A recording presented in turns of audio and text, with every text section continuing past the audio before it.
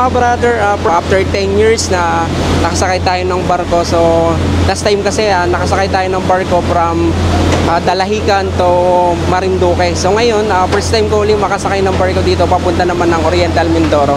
So mga brother, bali, tumira tayo ng Oriental Mindoro. So doon ako pinanganak. So after nun, pumunta na kami ng Bicol. So ngayon, babalik kami kasi may kamag-anak kami namatay. So ngayon, kakasama ko ang aking pamilya. So mga brother, pupunta ulit tayo ng Baco, Oriental Mindoro. We're going to Baco, Oriental Mindoro.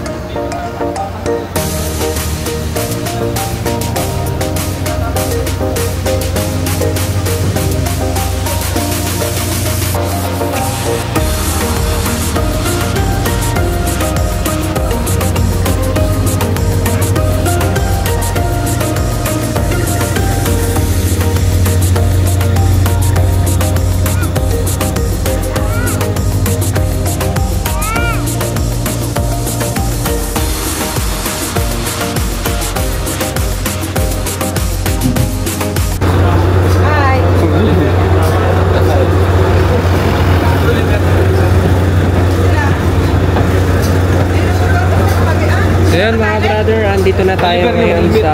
Hindi na katali? Natali yan nila.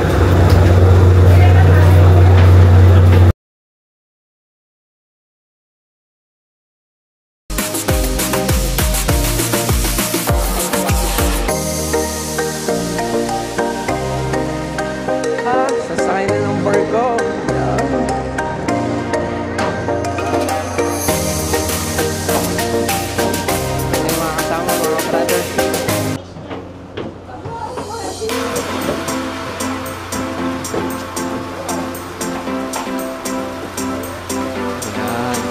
Brother, ito yung mga upuan dito.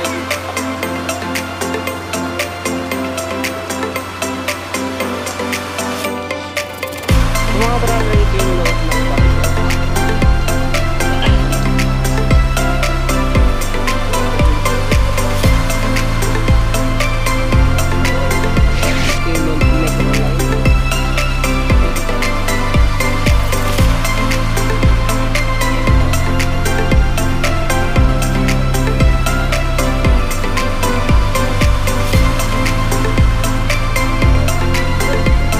Brother, ito yung kasama natin. Pupunta tayo ng Baco, Oriental Mindoro mga brothers. Yan, aking mga kapatid from Bicol at from Mataas na Kahoy, Batangas mga brother. Yan. Yan, ito naman ang aking mag-ina. Yan. Yung pa si Pito. Yan. From ano yan, Albay. So, mga brother, ito yung mga kasama natin from Bicol, Albay. Yan. So makarating na ng Oriental Mindoro mga brother. Kakatira sa Bulkan yan. Yan. Layo nang narating ng Bicol. Yan. Yan. So kasama natin ang aking kapatid from Bicol, Albay. Yan, kasama natin niya si Cardo ng Bicol. Cardo Dalisay. Yan. After 20 years tayo nang makabalik dito, 22 years. 22 years. Yan, so ako 35 years bago makarating dito sa Baco, Oriental Mindoro mga brother. Isang linggo lang. Yan, ito kagaling lang daw ng 1 week lang. Yan.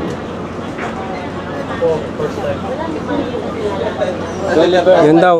Yun naman, si Kuya Oliver, first time sumakay ng barko. Siman yan ha, first time sumakay ng barko.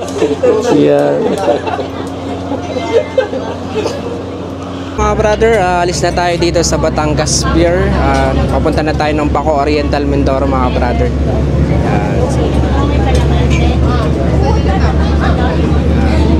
So So sinakyan natin mga brother is Pascat. So mabilis to mga brother. So siguro mga isang oras lang nasa Baco na tayo mga brother. Yan.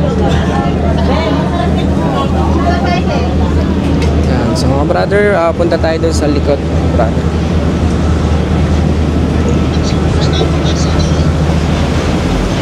Yan. So mga brother, yun yung Batangas Port. So ito yung mga barko dito. May mga Starlight, Montenegro. So sa Pascat tayo sumakay mga brother.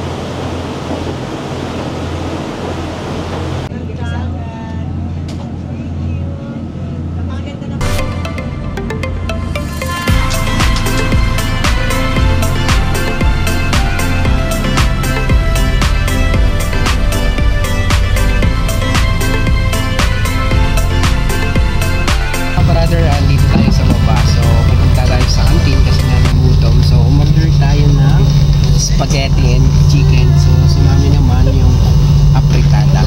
Yan. So kain muna tayo mga brother kasi hindi tayo nag-almusal kanina. So umalis tayo ng Batangas ay 4 o'clock. So mag-alas 8 na. So andito pa rin tayo sa biyahe mga brother. Gutom sa biyahe kasi medyo malayo lang yung biyahe natin. Almost 2 hours tira tayo yung biyahe natin eh.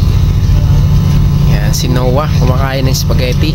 So, umorder tayo ng apritada. Ito yung in-order natin, apritada. Yan. Tapos diet rice. Sige.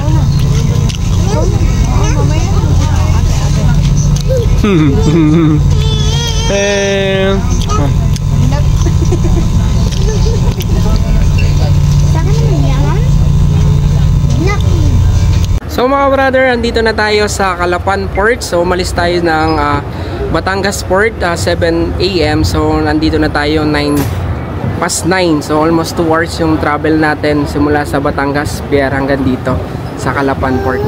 So mga brother, natuduong na tayo mga brother.